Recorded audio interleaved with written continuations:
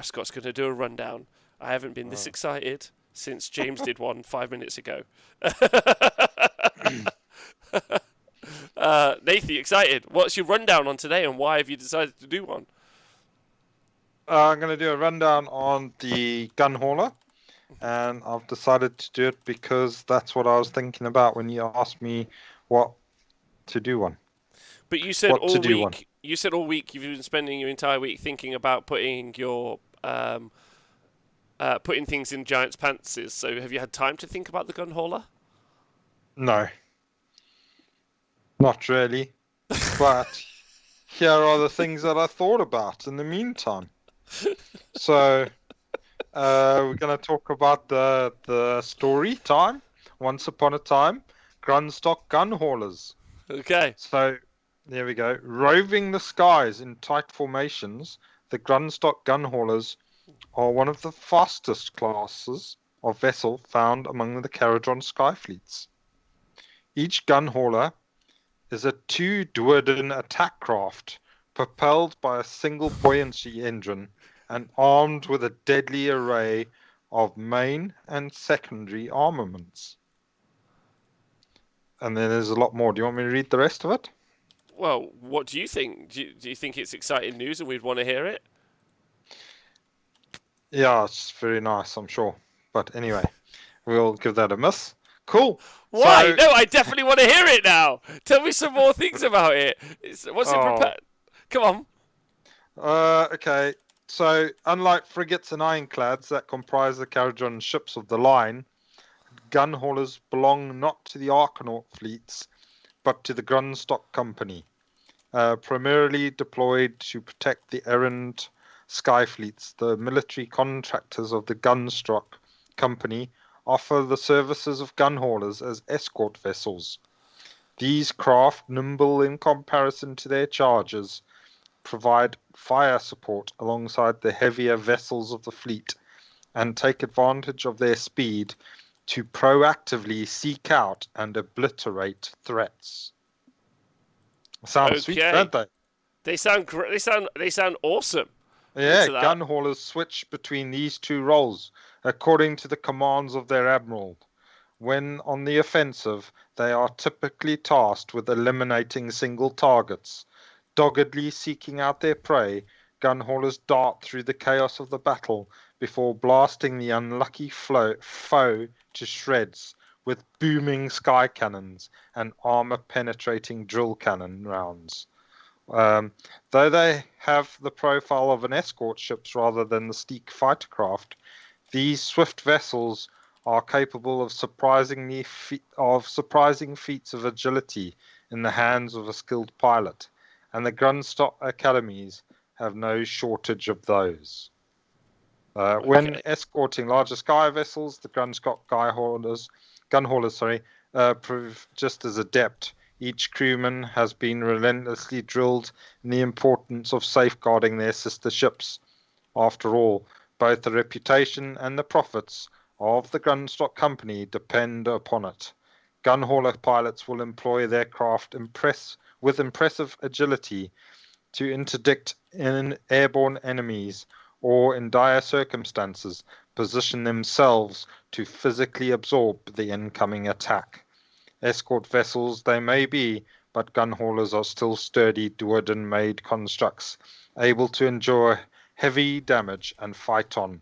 In times of need, a gunhauler can divert more energy into its aether engines, flying high to reposition itself before descending from above once more with guns blazing in a blistering attack run. There we go. Okay. All right. What do you think of that story then? Well, you impressed me. There's an impressive amount of story there. Is the key part? I liked it. I like it. I think the fact that they're used in different roles. It reminds me of battleships, right? Like, have you got anyone ever studied any naval warcraft? No. Played World of Warships? Yeah, it's boring. Have you ever played that game where you guess like G5 battleships? Yes, that one I've played. Yeah, makes me think of that. You know, you're always like, oh, I hope they don't hit the little two mana in the The little corner, submarine. Yeah. little submarine. You like keep that guy safe, and then obviously the Gunhauler's the little 2-mana, I think, in this situation, isn't it? Yep. Yeah.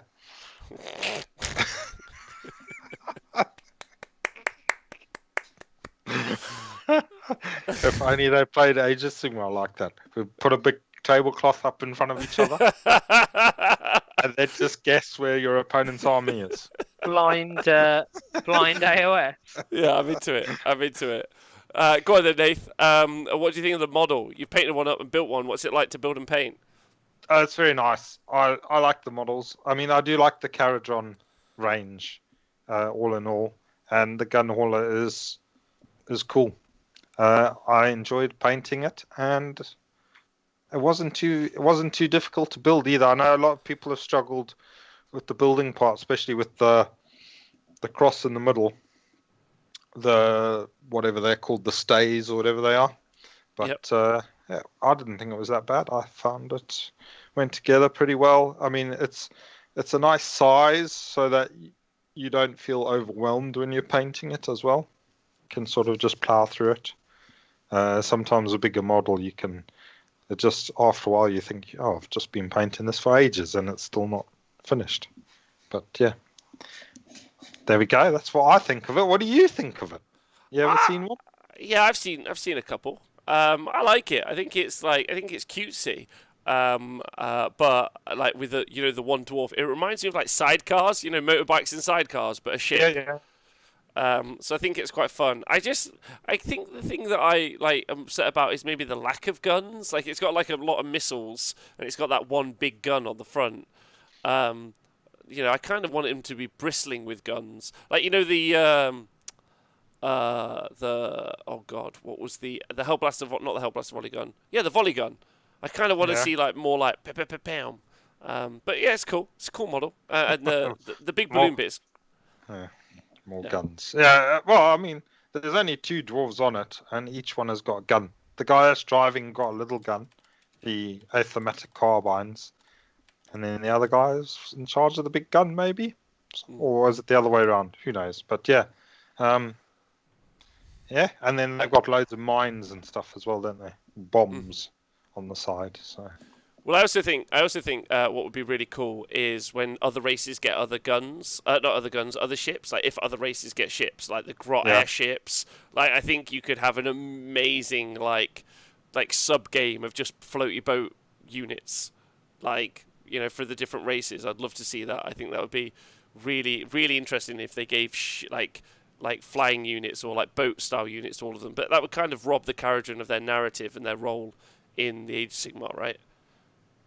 Yeah, although, like you mentioned at the beginning of the General's Handbook, there's that flying battles. So, yeah, you could get stuck in and do it.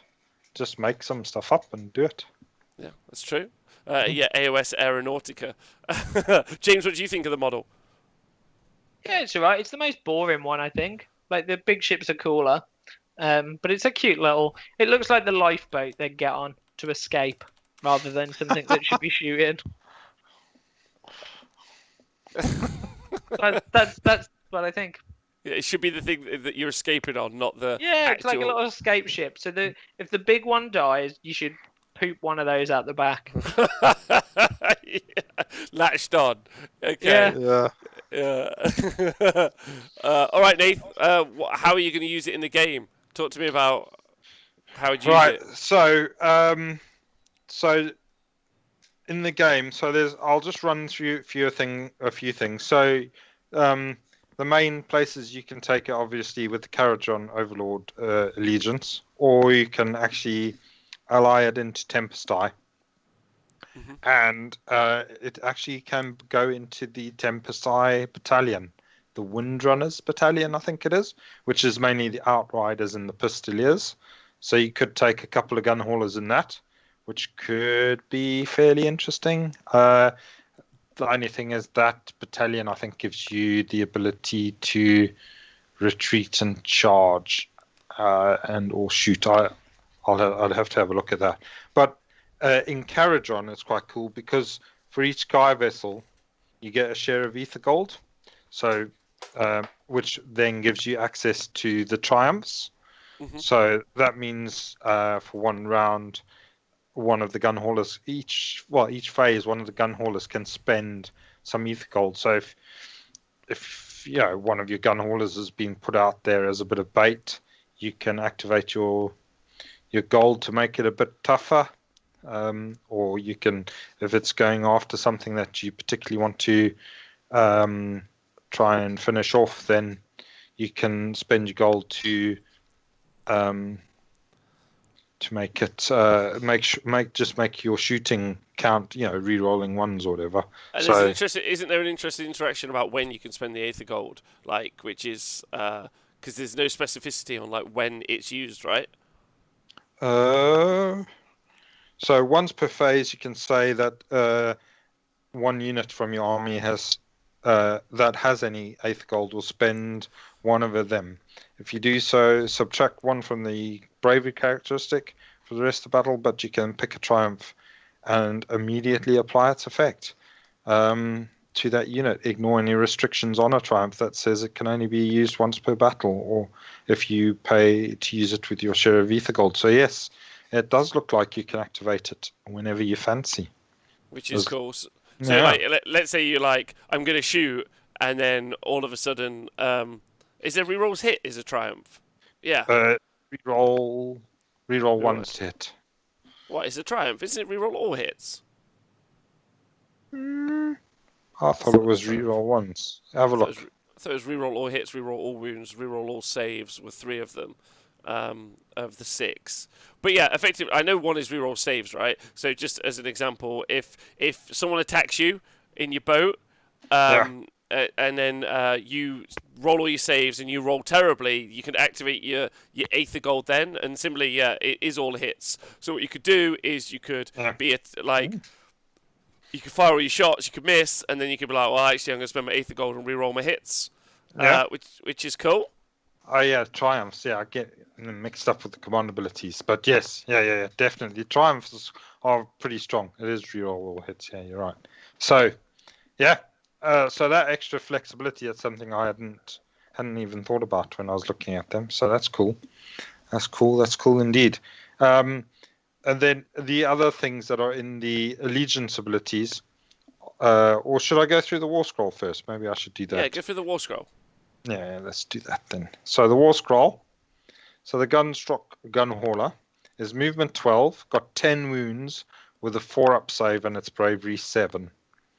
So it's quite quick. 4-up save is nice, 10 wounds. Bearing in mind that it is a war machine.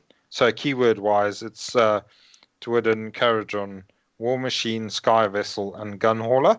So am I right in thinking it can benefit from cover?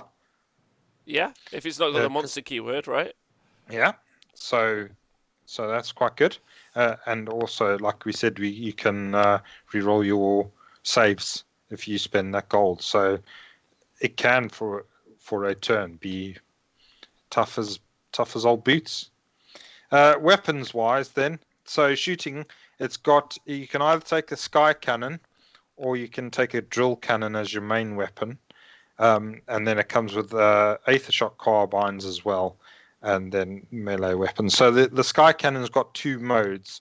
You can either shoot shrapnel, which is shorter range of 18 inches, does D6 attacks, hitting on 3s, wounding on 3s, -1 rend, doing 2 damage.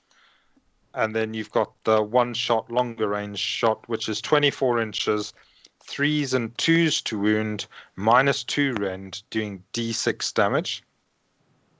And then you've got the drill cannon, which has got a massive range, 36 inches, 1 attack though, and that's 3s and 3s, -3 rend, doing only D3 damage.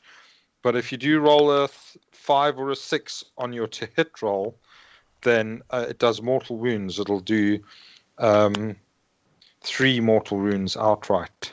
So that's quite nice. But I do think the flexibility of the Sky Cannon is better. I don't know if you've got any thoughts on that, either of you. Yeah, I think this for the main weapon, just to be running around with 1 shot, 1 hope, every turn is a little bit unreliable, and I think it's better to have, you know,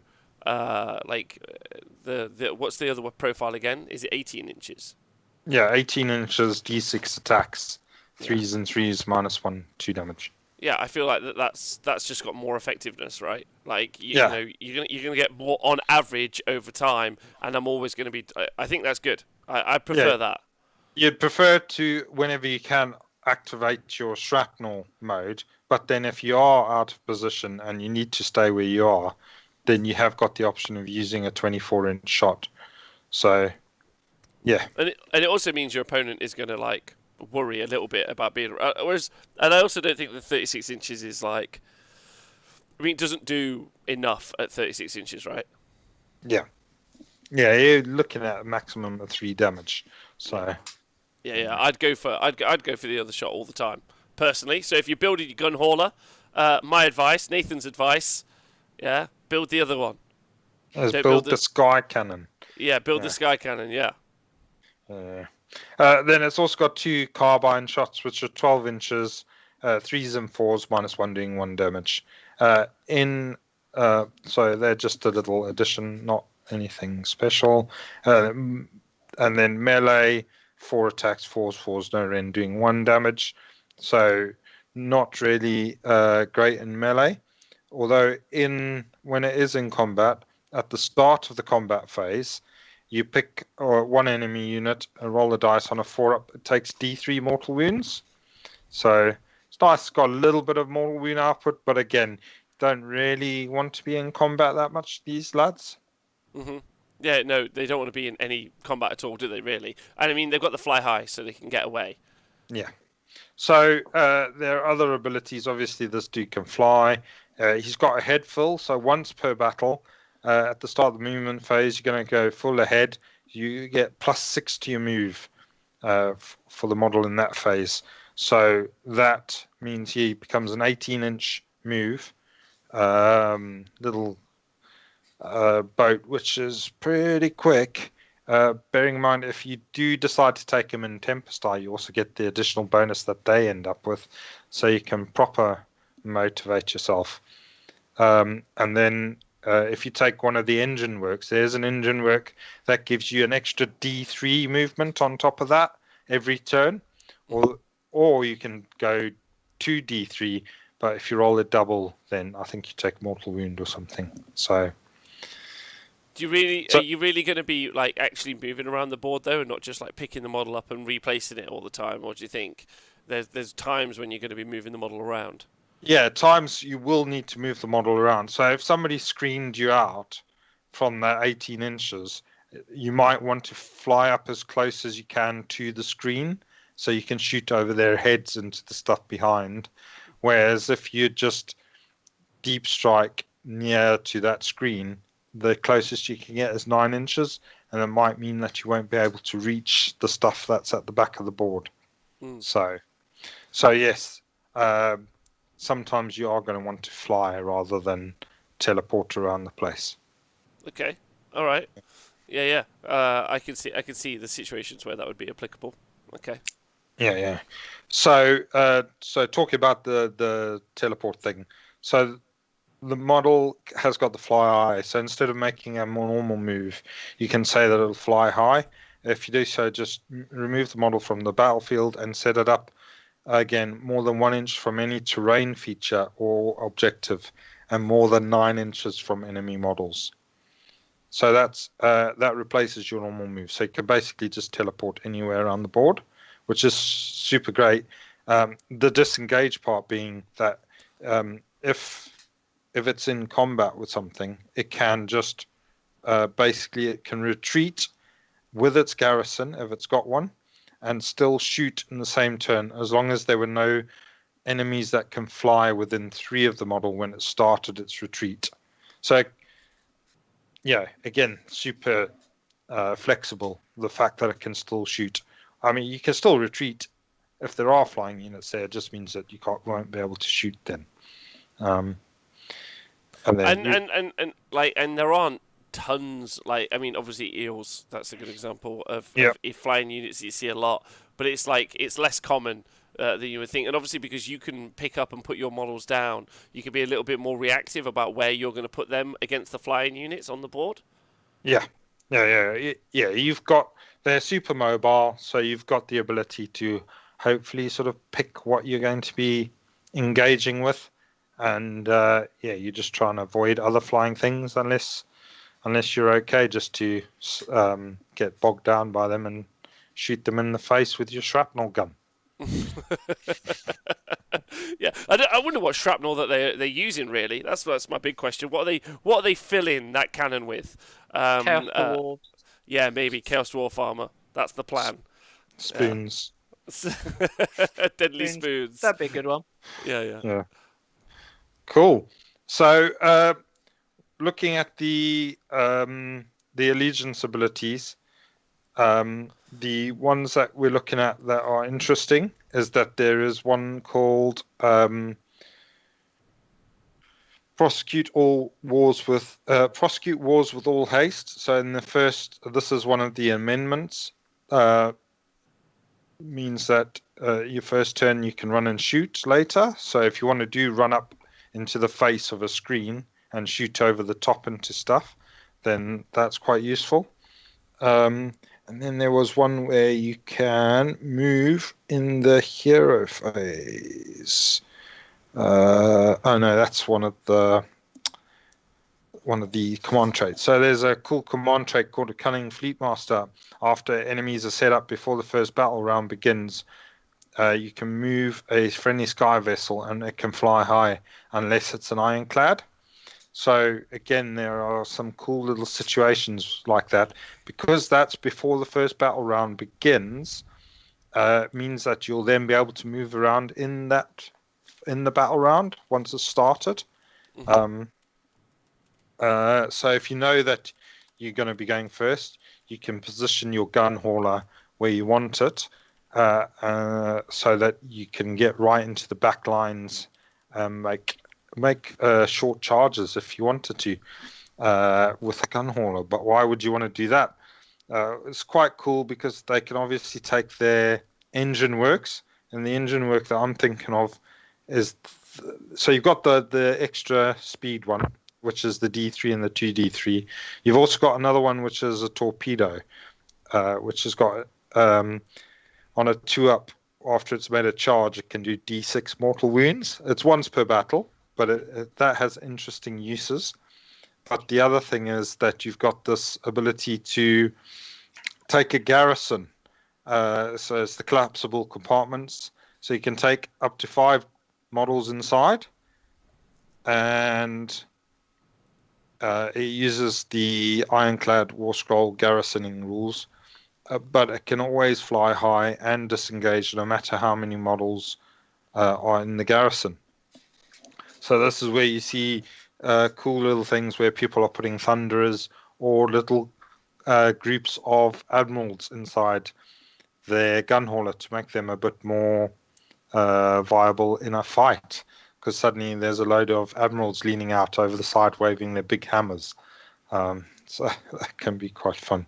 I quite like it as well because it reminds me of like the penultimate scene of Pirates of the Caribbean where all the main characters are in one boat and you think that's what really I'm picturing. I know that's not what it's meant to be, but that's what I picture. So list-wise, I've got a list that's built around that. Okay.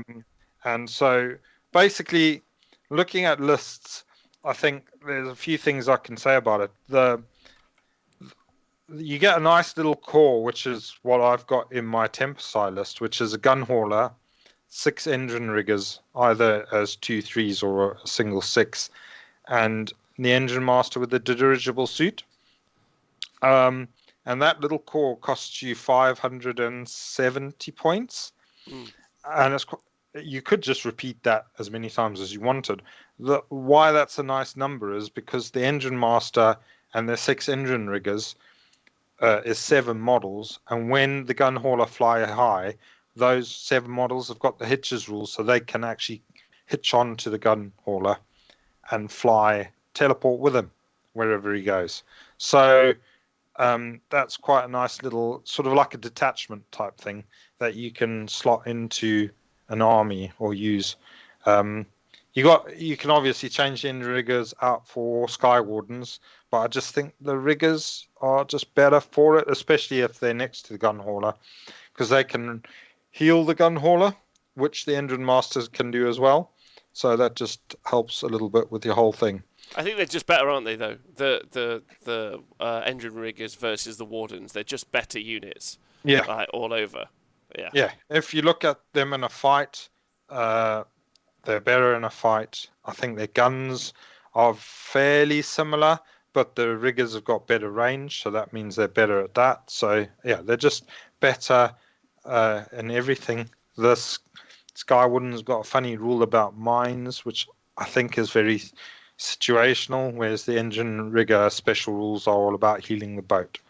And if you got a boat, then that's quite cool, useful. So yeah, I agree. Engine riggers are better. Yeah, they are. I like that you can. I like that that's a unit as well. So it's like 570 points. So you can just plug into an army or put on the tabletop, and it's like a thing, right? Yeah. A question we've had in the chat is: which suit is the engine master inside of? The dirigible suit. Sorry, which one? The dirigible. The dirigible Don't let him do it to you too, Nathan. Don't let him be that bully. Wasn't You me. talk better than that. Someone in the chat was asking. Someone in the yeah. chat was asking. War Machine, War which suit? Machine. Yeah. I expect yes. better of you. Cool. Disappointed. Right. So I've got two lists, yeah, that Okay. I can have a quick chat about. So the first list is the putting the admirals inside a gun hauler. So you've got 3 gun haulers with 3 lots of 6 engine riggers. And then you've got an engine master with dirigible suit. He's your general, so that makes the engine riggers battle line. Or you can take one of the admirals. So you've got 3 admirals and then 3 units of Arcanaut company. I think actually in this one I was going to make one of the admirals the general, so that he can have the Cunning Fleetmaster. And then all 3 admirals go into the Gunhauler with the collapsible compartments. And Cunning Fleetmaster means you get to put them wherever you want at the beginning of the game. And then, yeah, just shoot. Everybody shoots. But these guys, obviously, that gun hauler with the 3 admirals can sort of pick its target and hopefully go in there, and the 3 admirals can lean out the window and smash something up.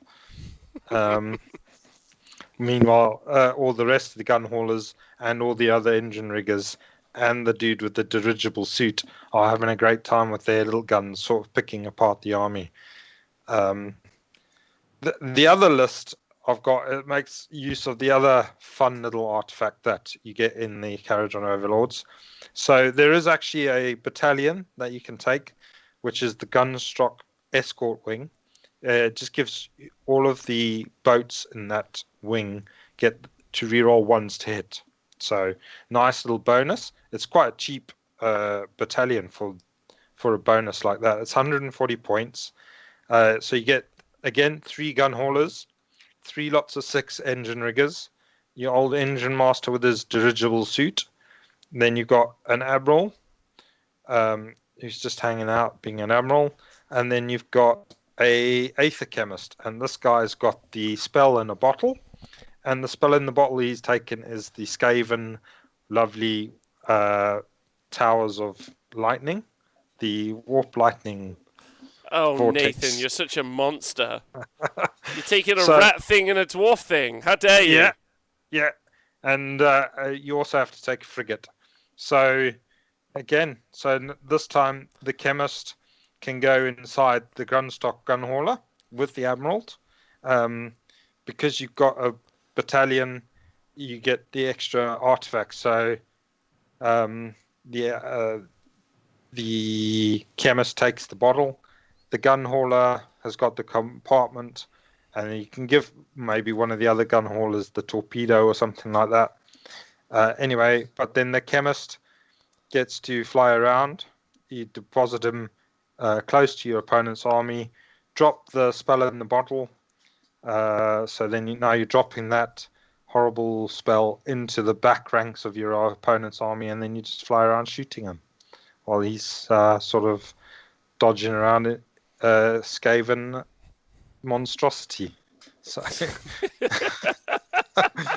I kind of like it. It's like they throw. It reminds me a lot of that final scene in Pirates of the Caribbean where they throw a whirlwind in the middle and then they're all flying around it. Do you know the bit I mean? Yeah. Not a whirlwind, whirlpool. Yeah, whirlpool. Yeah. And they're shooting at each other from opposite sides and doing all sorts of things. So the whole thing. Yeah. The whole thing. Yeah. I'm into that. But yeah, I think the Gunhaulers are fun in that they're only 150 points. So again, similar situation with the Gorgon. They're not it's not a massive amount of points for you to invest. It's sort of borderline. And they all do a bit. And the fact that they're dragging around the 6 engine riggers means that those engine riggers actually make each little movement that you have becomes quite significant, because the engine riggers themselves chuck out quite a bit of decent shooting, and they're quite decent in a bit of a fight as well. So you projecting power, I think you say, into places on the board, little pockets of power, which are quite fun. And they're very mobile pockets of power as well. Yeah, not they slow. are. So you can get out of dodge really quick if you need to, or you can pick apart if somebody leaves something exposed. You can just pick on that bit, and then when they turn around to deal with you, then you just melt away and you pick on something else that they've exposed. So I think it's still a fairly finesse army to play, but I think it's quite fun. Yeah. Okay. Well, I appreciate you doing that, and I'll try and get that list off you. I imagine you'll send it me in a pictorial form, and I'll have to turn it into a link for the website. But I will do that. What does everyone think of Nathan's rundown? James, what are your thoughts? Yeah, I liked it. I mean, I still think it's an escape boat, but I think it's a nicer escape boat now. Yeah, it was good. I think it's interesting, isn't it? It's interesting to see Nathan talk about an army that shoots me rather than runs up to me and hits me in the face. To be fair, elements of it did also hit you, and he did make a boat. He did make a boat with guys inside that also hit you. So that is true. I'd like to know how their little dwarf arms reached me, but other than that, fine. Just swing out the side, don't they? Like, they just get tossed like a dwarf, like a regular dwarf, tossed out the side. It's like, have you ever seen those guys that play horse hockey? What's it called? Polo. Polo. Yeah, it's like that. They stand on the side and they swing their hammer like that as the boat flies past.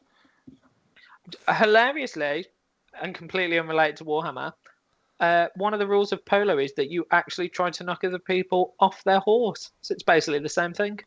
Didn't know that. Wait, so Quidditch is really just horse polo, but on brooms. Polo on brooms.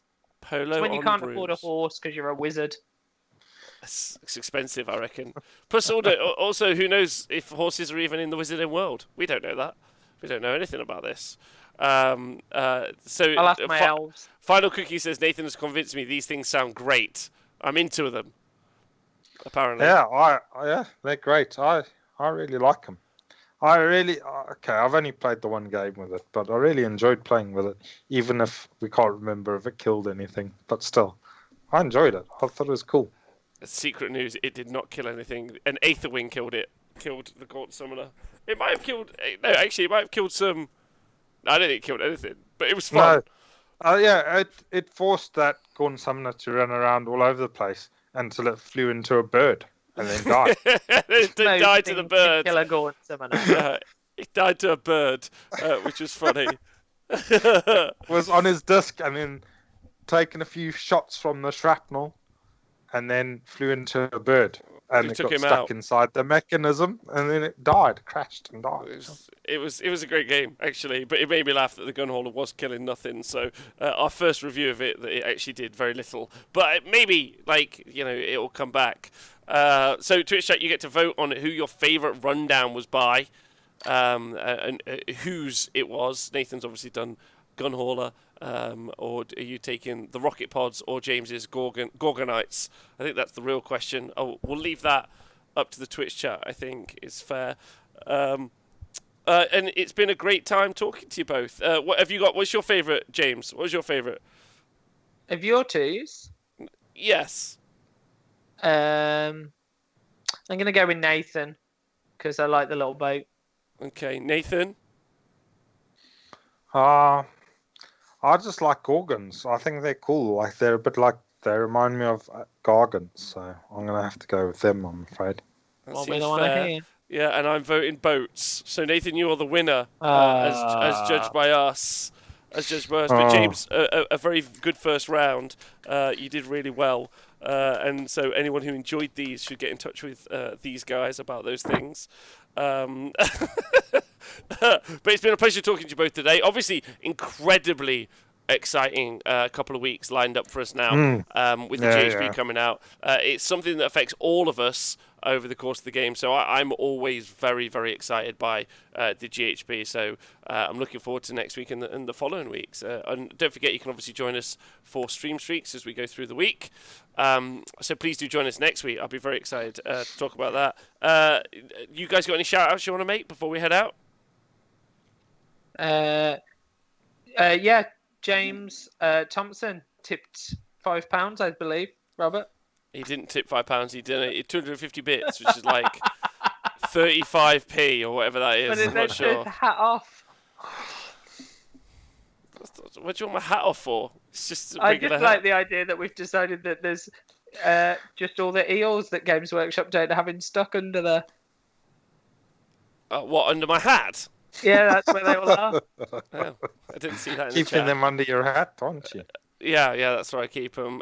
So, okay, Nathan, you got any shout-outs? It's just Nah. Oh, my God. Not one. I can't think of any shout-outs. I'll shout out to Darren, because he put a lovely picture up of Frank, and yeah. That good was old nice. Frank. Yeah, good old Frank. I like seeing Frank, so... Oh, well, if you're doing that, then I'm going to shout out Jet. Big shout out to Jet, our Monday show host, who James hasn't replaced, but he's trying to be as good. Yeah, couldn't replace. But big shout out to him as well, and also obviously a shout out to Gozzy. Use your Jet emotes in the chat. It's been a pleasure talking to you both. Thank you very much. Thank you to everyone on the Wargamer Patreon. Thank you to everyone on Twitch, and of course everyone who listens to the podcast, and all my YouTube bros who respond to all my comments now, which is fun. I love talking to you guys. Have a great day, and we'll talk to you soon. Good. Cheers. Bye.